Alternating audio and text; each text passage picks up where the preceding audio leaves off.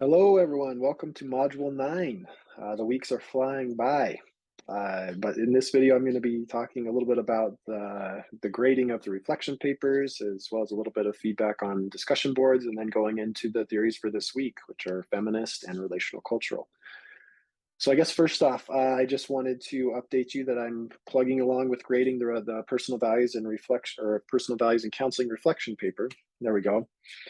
My goal is to have those returned to you within 2 weeks of the due date. So I think that turns into November 11th, having them returned to you. I'm definitely on track. I think I'll probably have them returned to you a little bit sooner than that, but just in case other things come up, like for sure they'll be back to you by November 11th.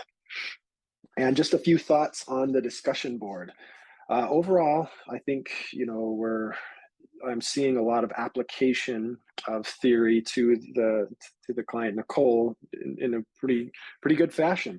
At times, I'm looking for a little bit more precise application. So sometimes it was a little more vague of just like saying, here's what CBT is, or REBT, or choice. Here's what it is in general, but without significant application to Nicole. Remember that the goal of these discussions is to really apply it clearly to the client. So sometimes in counseling, it can be hard to kind of to make the connection from the kind of vague theoretical principles to application to a specific client. So this discussion board is to help move you towards that goal of moving theory to practice.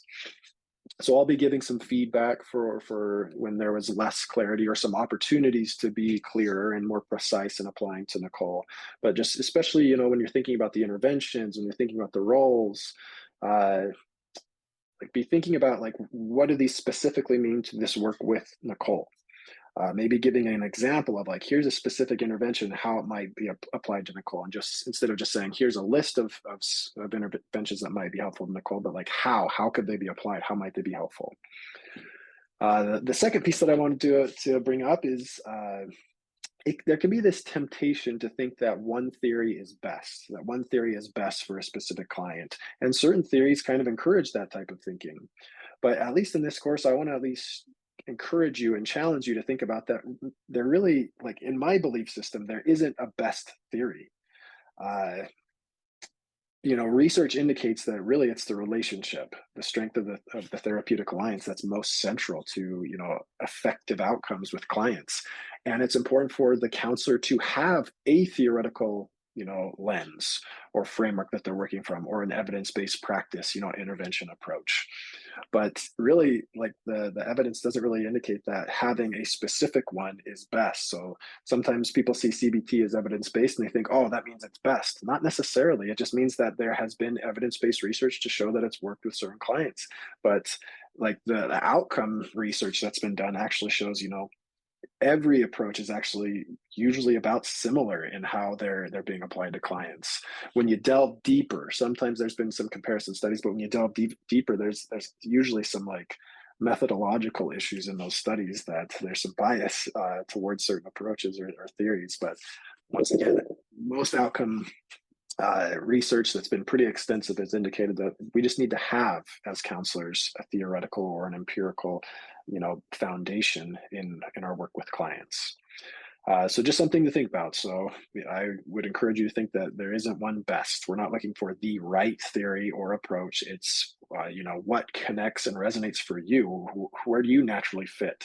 And then how can you work to apply that best for your clients? But once again, that's a personal best standard. All right, now at this point, I'm going to jump into the feminist and relational cultural theories. All right, now I'm going to be addressing feminist and relational cultural theory. And there's a shift with these theories. There's a shift away from the individual.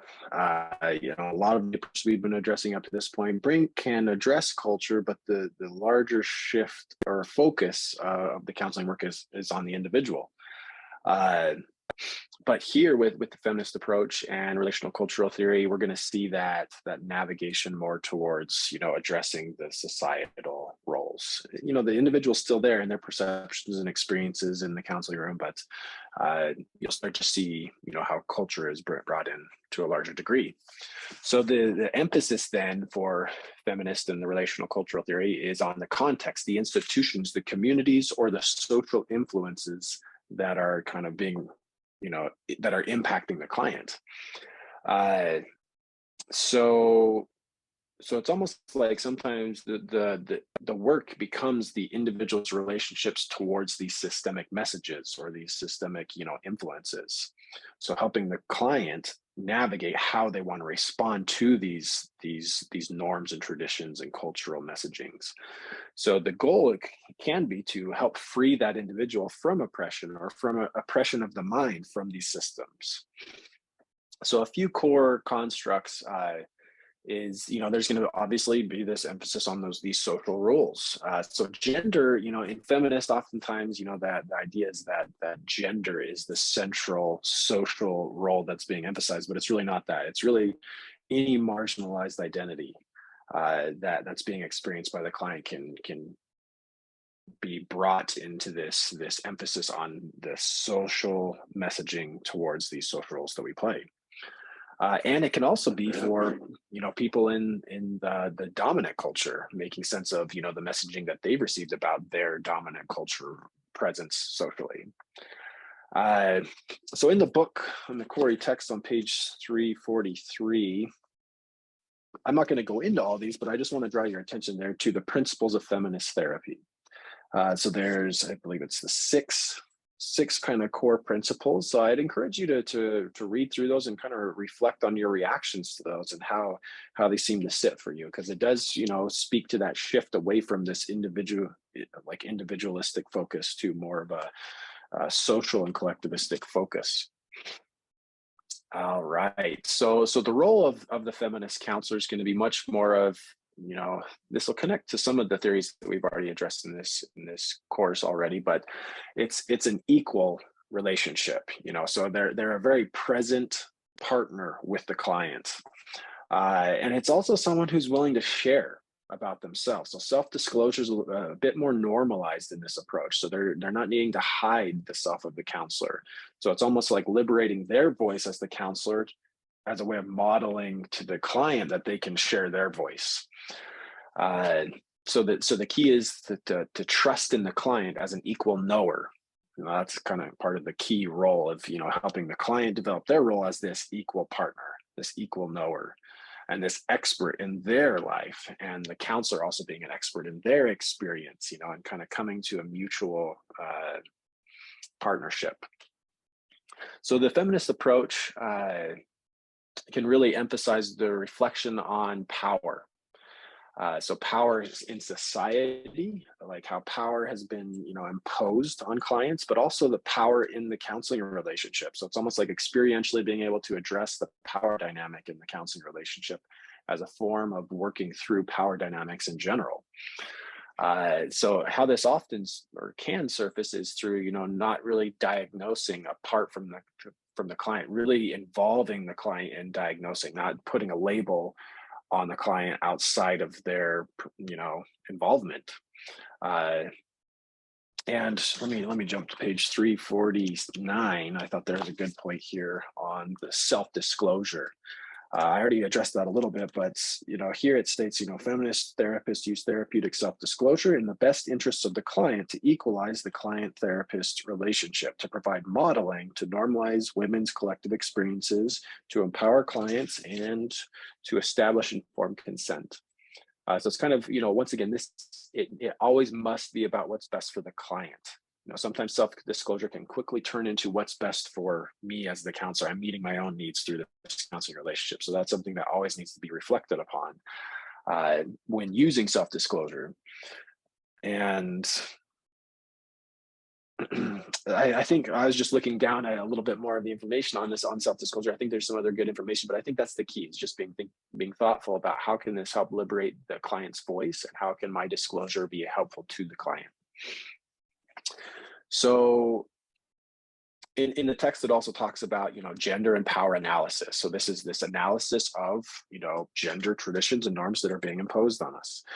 These power dynamics and structural, from society and culture, how has power been communicated to us, and being able to analyze and deconstruct that so that we're not kind of being imposed upon by these certain beliefs, but we can have freedom to choose how we want to respond and whether we want to accept these cultural messaging or not.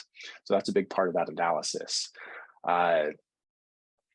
And just briefly, before I switch over to relational cultural theory, is the role of men.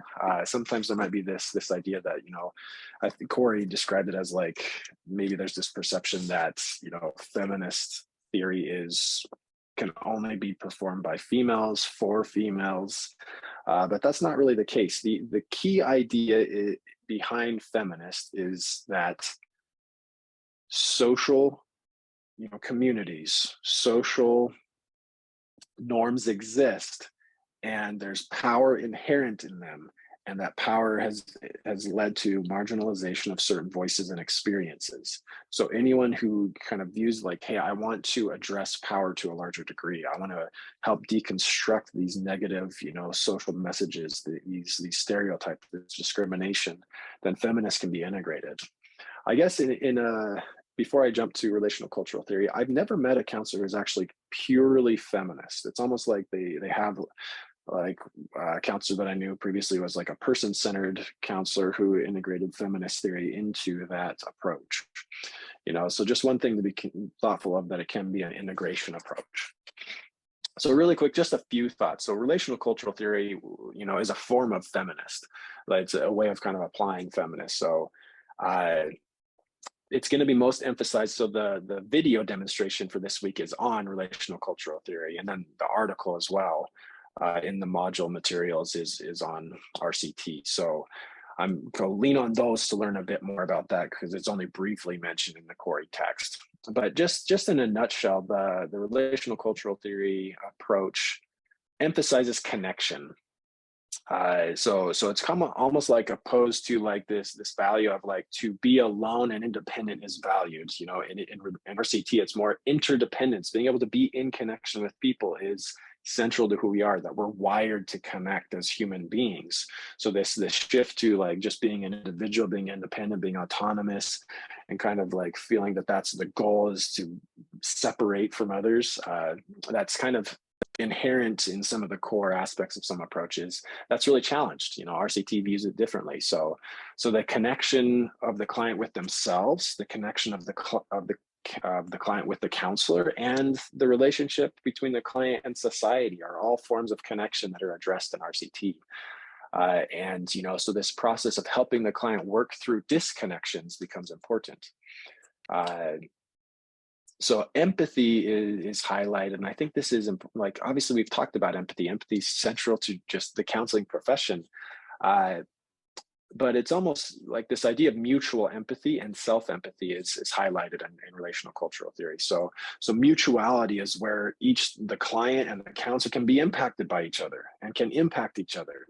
So that's a way of like, so the counselor isn't just some mystical figure who is, a wise sage who is not impacted by the client, who's imparting this wisdom. It just doesn't exist for RCT. It's way more of like, we can impact each other and care about each other and grow together. So once again, that speaks to that partnership. So empathy, though, is, the client hopefully learns to experience empathy from the counselor, and then learn how to integrate that inside themselves to have experience self-empathy.